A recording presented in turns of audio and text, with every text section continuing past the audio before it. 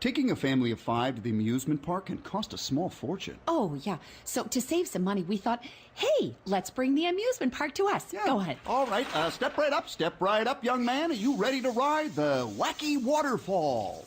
That's just the bathtub with the shower head running. Nope, it's the Wacky Waterfall. It's the shower, Dad. Waterfall. Wacky. There's an easier way to save. To get a free rate quote, go to geico.com, then buy online, over the phone, or at your local Geico office. Hey, Thirst, can I try out a few Coke Summer sound effects on you? Yes. Cool. You okay with this? Yes. And this? Yes. And what about this?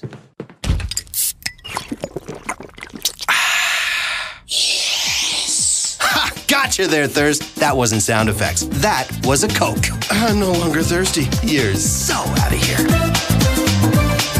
Coca-Cola. Open happiness. Hello, welcome to AEES Radio 92.6. This is DJ Hizzy and my co-host DJ Zenman. And we're here with two nice gentlemen today. They have been U.S. citizens for almost 5 years now, and we are talking to them about Trump's wall. How you doing, Mr. Nacho, Mr. Poncho? Great to have you on our show today. Thank you. Public opinion in recent times has swayed towards the opposing side of the wall construction proposed by Trump. Now, Mr. Nacho, Section 2 policy of the executive branch, it is the policy of the executive branch to secure a southern border of the United States through the immediate construction of a physical wall on the southern border, monitored and supported by adequate personnel to prevent illegal immigration, drug and human trafficking, and acts of terrorism. Knowing this, why are you against Trump's wall? Okay, well, I'm against Trump's wall because the cost of it is going to be 10 to 15 billion of dollars, and where's that money going to come from? Americans, of course, and from who? The taxpayers. The wall could end up costing 70 billion. As of the fence that we built in 2004, it was approximately going to be 10 billion, and it came out to 35 billion. Very interesting. Now, my co-host will ask Mr. Poncho his first question. Mr. Poncho, so what happens when people from Mexico want to visit America, or American families want to visit family in Mexico? Well, what they can do is work out a visa. It's approximately wait time is like 6 months to 1 year. It's definitely going to suck, which I don't think this wall would do much for us. So, Trump planning to build a wall stopping immigrants, will that stop them from Canada too? I mean, surely they're taking American jobs also. I don't think it will stop Canadians because they do have a dual citizenship to be with their visas. Even with ID, you could cross borders from one side to the other, and the same is it for Mexico. Okay, last question. The wall will pass through privately owned land in Texas. How will President Trump be able to achieve this? I think by negotiating with them, I guess, but I don't know if he can, because I know most of the private land down there is owned by Hispanics down there, so unless he could work out a really good negotiation, then that wall will become Trump's. Thank you for those answers. Very interesting.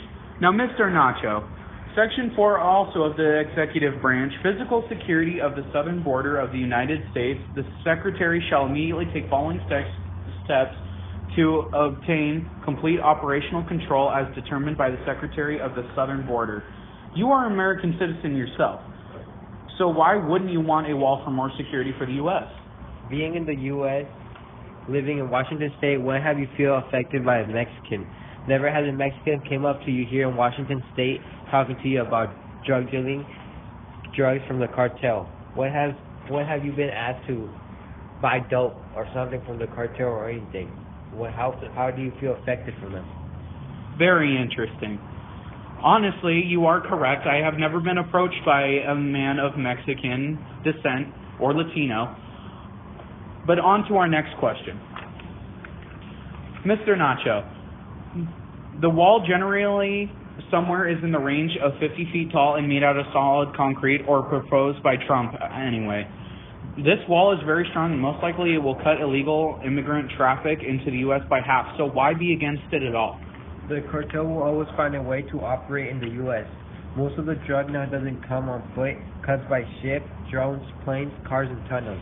The wall will not stop half of that operation, as they're able to get it over. The network of the cartel will rise because of how harder drugs will have value by the difficulty of seeking to get it over. Very interesting. Thank you, Mr. Nacho, Mr. Poncho. We love having you on our show today. This has been AEES Radio. I'm Miss DJ Hizzy, and with my co-host, DJ Zandman. And we'll get back to you after these songs.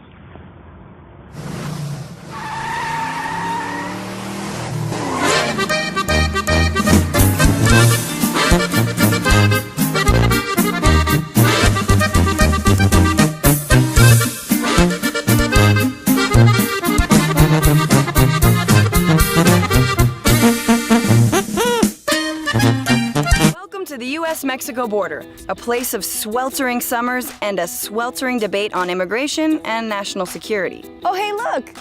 There's already a wall, and fences, and concrete barricades, and gunboats, and drones, and SUVs. The border is nearly 2,000 miles long. It includes uninhabited desert, major cities, and the Rio Grande River. We always hear about border security, and the U.S. spends billions every year on our so-called protection. But what's really going on here? Many things cross the border, from monarch butterflies to heroin, to people looking for a better life. 93% of the cocaine consumed in the U.S. comes in through this border, having made its way from South America. That, along with marijuana and methamphetamines, are smuggled through tunnels, on lightweight planes, in car tires, even shot over the border in t-shirt cannons. When the U.S. is the largest market in the world for illegal drugs, there's always a way in. Then there are guns, which flow the other way. Every year, an average of 253,000 firearms bought in the U.S. cross into Mexico. And the insane amount of gun dealers on the U.S. side make that really easy. There's 3 per mile. There are dozens of official entry points along the border. Lines and increased security mean it can take hours to get from Juarez to El Paso, a distance of less than a mile. Though many people cross every day for work, school, or vacation, we mostly hear about illegal crossings. It's hard to be exact about how many cross. Most of what we know is based on how many people the Border Patrol apprehends, and that number has actually been decreasing. But crossing the border illegally means a lot more than just waiting. It means walking for days on end under the sun over some rugged terrain. It means exhaustion and dehydration. Some migrants hire what are called coyotes to help them across the border, but those coyotes sometimes have ties to the drug trade, and rape and abuse are common. In the last decade, thousands have been found dead while attempting to cross the border. If they do make it across, they face an entire apparatus of Customs and Border Patrol, the largest federal enforcement agency in the nation. It is equipped with guns, drones, towers, ground sensors, helicopters, gunboats, and dogs to police the border in what some consider militarization rather than security. Look, it's a border surveillance blimp. The budget for this increased by 75% in the last decade to $13.5 billion a year. Together with what the U.S. spends on ICE, that's more money than the DEA, the FBI, and the Secret Service combined. Between 2004 and 2015, the number of border agents more than doubled. The CBP operates in what the U.S. considers border territory, which is anything 100 miles from the border itself.